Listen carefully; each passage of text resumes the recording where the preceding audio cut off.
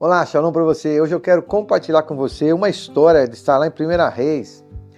A história do profeta Elias, a história de Jezabel e o marido dela, né? Que é o Acabe. E essa história começa interessante, que quando Acabe diz para Elias, né? Você é um grande perturbador de Israel. 1 Reis, capítulo 18, verso 17. E assim você pode seguir esse texto aí. O que acontece com Elias é que ele está trabalhando com uma situação bem complexa de Israel. Esse rei, ele acaba juntamente com essa mulher que ele casa com ela, e ela não é uma mulher temente a Deus, mas ela traz os seus deuses pagãos para o povo de Israel. E é uma perseguição, então, assim, do profeta. E Elias, ele é um tipo de pessoa como você e eu, né? Ele está ali no auge, de repente ele está lá em uma queda livre. Mas o que acontece é que ele desafia o rei e diz o texto aqui, ó, verso 19.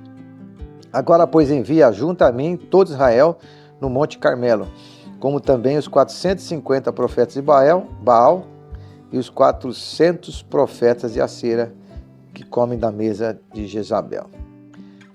Então enviou Acabe, mensageiro, aos filhos de Israel, e ajuntou os profetas no Monte Carmelo. Então Elias chegou a todo o povo e disse: até quando cochareis entre dois pensamentos? Se é o Senhor, se é Deus, segui; se é Baal, seguiu. E o povo lhe nada respondeu. Então Elias, ele prepara então toda assim, uma situação, e esses profetas chegam todos diante ali de Elias, e ele diz assim: bom, eu estou com Deus, não é? E ele faz lá toda uma maneira, coloca lá um lugar para o altar, faz um rego, põe água e pede para Deus. E então Deus vem e pega fogo em todo aquele sacrifício, né? E os profetas são exterminados ali de Israel. Então, assim, parece que Elias, ele tem uma situação privilegiada. Ele é um cara que ele fala com Deus, Deus manda fogo. Então as coisas parecem que estão acontecendo na vida dele. Talvez, às vezes, a sua vida, também a minha, né? A gente parece que de repente, vai funcionando as coisas e vamos caminhando. Mas, em determinado momento, Jezabel, então, vai atrás de Elias e ela o persegue. E ela diz para Elias, né? Olha, você mexeu comigo, então eu vou dar um jeitinho em você. Então o que acontece com Elias? Esse momento que Elias, apesar dele ter tido essa experiência extraordinária com Deus, nessa palavra de Jezabel, ele sucumbe emocionalmente, e ele então, ele sai da presença dela, né? E o que acontece? Ele entra num tipo de uma depressão. E essa depressão espiritual faz com que Elias fique num estado de, assim, olhando para dentro de si e dizendo assim: poxa vida, tá vendo? Eu fiz isso, eu fiz aquilo, só eu que restei aqui em Israel, não tem mais ninguém que seja como eu. Então ele começa a olhar para o seu ego, pelo seu eu, e ele entra num estado de depressão. E ele então fica ali uma hora sentado na beira de um riozinho, pedindo para Deus, talvez a morte, né? Oh Deus, eu quero morrer e tal, etc. E Deus manda lá uns corvos, uns passarinhos, uns corvos, e o alimenta. Então Elias, com aquele alimento de Deus, né? Aquele alimento sólido, ele dá um vigor e ele caminha. E a Bíblia diz que ele caminhou durante 40 dias, né? Olha que comida extraordinária, né? Para a gente comer e caminhar. Mas só que Elias, ele, veja lá no verso 34, diz: enchei de água 4 cântaros, e então ele coloca essa água toda lá nessa lenha, e Deus faz esse extraordinário milagre, mas logo ele já esquece, né? Deus faz pegar fogo até na água, mas ele já esquece isso. Ele fica lá no rio, Deus manda esses passarinhos, esses corvos, e ele então é alimentado, e ele caminha 40 dias lá, durante um tempo, e ele vai até uma caverna e entra dentro dessa caverna. E a Bíblia diz que ele entra nessa caverna e fica pedindo a morte, né, para Deus. Então, assim, Elias, ele é o tipo daquela situação que a pessoa, depois de uma grande vitória, né, ela parece que ela sucumbe a alguns problemas. Já viu o time de futebol, né? O cara ganha um campeonato, um time ganha um campeonato, dali a alguns dias, os próximos jogos o time perde 2, 3, 4 jogos seguidos. Então parece que depois de uma vitória, a gente emocionalmente ficamos meio abalados. Então Elias se abalou com a palavra dura de Jezabel, entra numa caverna e fica ali. E Deus então agora chama Elias, diz assim: Elias, o que está acontecendo? E Elias diz assim: não, Senhor, só eu que fiquei, né? Não resta mais ninguém, não tem mais ninguém que possa ser como eu, só eu que fui a pessoa que preservou o seu nome. Então, esse ato de comiseração de Elias, de estar olhando só para ele, o Senhor disse para ele: não, Elias, tem mais lá um grupo grande lá em Israel que não estão se dobrando, né, para Baal, não, que é o Deus daquela época.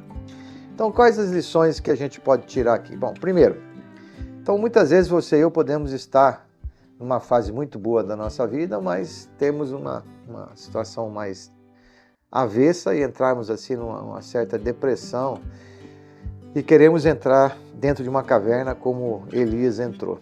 Mas Deus disse para Elias: saia da caverna. Deus falou com ele várias vezes para que ele pudesse sair da caverna. Mas Elias não tinha nenhum fisioterapeuta, não tinha nenhum psicólogo, não tinha nenhuma terapia que ele pudesse fazer para sair daquela caverna. E ele então ficou esperando ali em Deus. E aí vem um grande fogo, parece que vai queimar tudo, Deus não está ali. Vem um grande terremoto, treme toda a estrutura do Monte Horebe, mas também Deus não estava ali. Vem um vendaval terrível, mas Deus também não estava ali. Onde é que Deus estava? Depois veio um ventinho suave, né? Bem simples, e soprou em Elias. Deus estava ali. Então, uma das lições aqui, né? Às vezes nós achamos que para acontecer algumas coisas na nossa vida, nós precisamos de um grande impacto, né? Eu preciso ganhar alguma coisa nova, eu preciso ter um novo emprego, mudar drasticamente a nossa vida. Muitas vezes, então, queremos um fogo, mas Deus estava no vento, bem suave. Então, muitas vezes a gente precisa valorizar aquelas coisas pequenas que elas estão próximas de nós. Às vezes a nossa família, a nossa saúde, nossa igreja, nosso marido, esposa. Então essas coisas precisam ser valorizadas. Ela não é nenhum vendaval, mas são coisas simples que fazem parte da nossa vida. Então Elias sai da caverna, ele desce a montanha e Deus fala para ele assim: Elias, agora eu vou fazer o seguinte, você vai voltar para o seu caminho e vai fazer várias coisas, né? Primeiro que era ungir o rei, que ele teria que ungir esse rei, orar lá por esse rei, ele teria que cuidar lá de Eliseu. Então, assim, a segunda lição é que Deus trabalhou com Elias, mas quando Elias sai da caverna, Deus fala para ele assim: volta para o mesmo lugar que você veio. Então, o que significa? Que ele tinha que andar, não é? Caminhar. Ele tinha que passar pelos problemas, talvez, que ele veio tentando fugir. Então, a segunda lição, não é que não adianta a gente fugir das dificuldades e dos problemas. Deus mandou ele voltar pelo mesmo caminho que ele veio. Enfrenta as dificuldades.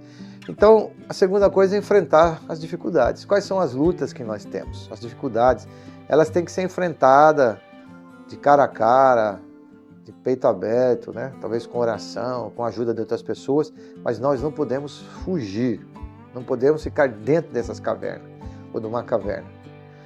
Terceira coisa é que ele caminha. E olha, caminhar sempre é bom, né? Oxigena nosso cérebro, nosso corpo. Então essa caminhada de volta fez com que ele foi pensando, foi refletindo.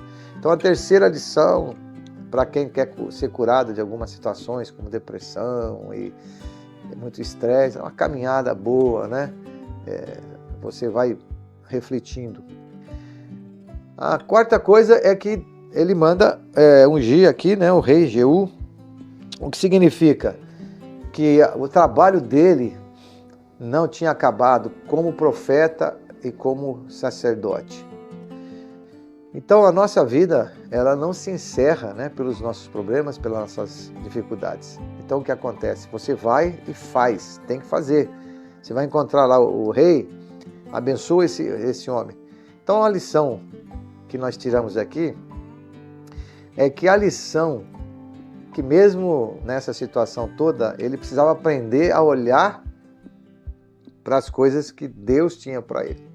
Deus já havia dado a ele um grande livramento ali nos profetas de Baal, mas Deus agora queria que ele abençoasse. Então quando você está só olhando para dentro de você, você não pode abençoar ninguém. Mas quando você olha ao seu redor, não é? Você começa a abençoar as pessoas, ajudar, ter compaixão, ter misericórdia. A quinta coisa que Elias faz, Deus manda ele encontrar Eliseu. Então essa quinta coisa é que Eliseu foi preparado por ele para substituir ele. E essas coisas não é do dia para a noite, não é? Preparou lá Eliseu, ensinou esse homem de Deus, esse profeta, e só depois disso, né, mais para frente, é que Eliseu foi arrebatado, né, lançado para o céu ali num carro de fogo, né, foi levado para o Senhor. Mas a quinta coisa é que nós notamos que Deus tinha ainda um plano de trabalho para ele. Ele teve que trabalhar, teve que discipular, teve que treinar. Então a nossa vida nunca acaba. Lembra Moisés, com 80 anos estava à frente do trabalho de Deus, com 90 anos à frente. Então a nossa vida, ela não sucumbe com os problemas, mas ela tem que ter perspectiva lá na frente de vitória. Então, a quinta coisa a gente podia chamar, né? Nós vamos chamar aqui de delegação, né? De deixar algo na sua história, deixar algo escrito. Então, Elias, ele delegou aquilo que ele sabia para alguém, que é Eliseu. Eliseu aprendeu e, através do aprendizado, Eliseu foi um grande profeta. Então, vamos chamar disso de legado. Então, nós precisamos deixar um legado nessa terra. A quinta coisa que Deus falou para ele, né? Deixe um legado.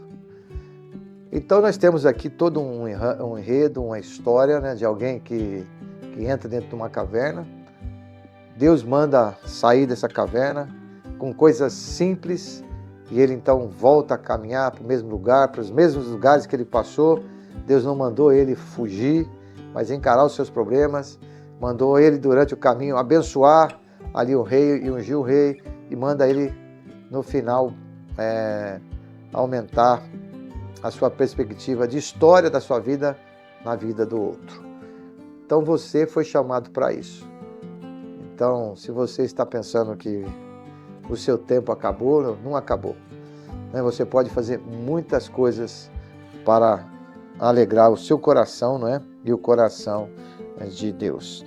Que Deus possa te abençoar. E, por último, está ainda no versículo 19 aqui, o verso 14. E assim, Elias diz assim: Deus, eu fui extremamente zeloso. Eu estive o tempo todo com o Senhor, eu fiz tudo que o Senhor mandou, eu destruí os altares, né? Aí ele diz assim, olha, mataram os teus profetas à espada, no verso 19, no verso 14, né? E ele diz assim, eu fiquei só. Então, você não está só. Essa é a última coisa. Ele achava que estava só, e Deus disse para ele, não, resta ainda 7.000, né? Lá. Então, você não está só. Você tem Deus que está ao seu lado. Que Deus te abençoe, não é? Pense nisso. Nós nunca estamos sozinhos. Mesmo nos momentos que você acha que está, você não está.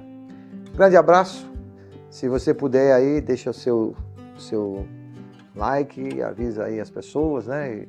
E passa aí para os seus amigos. Fica com Deus. Shalom para você. Paz do Senhor perfeita na sua vida.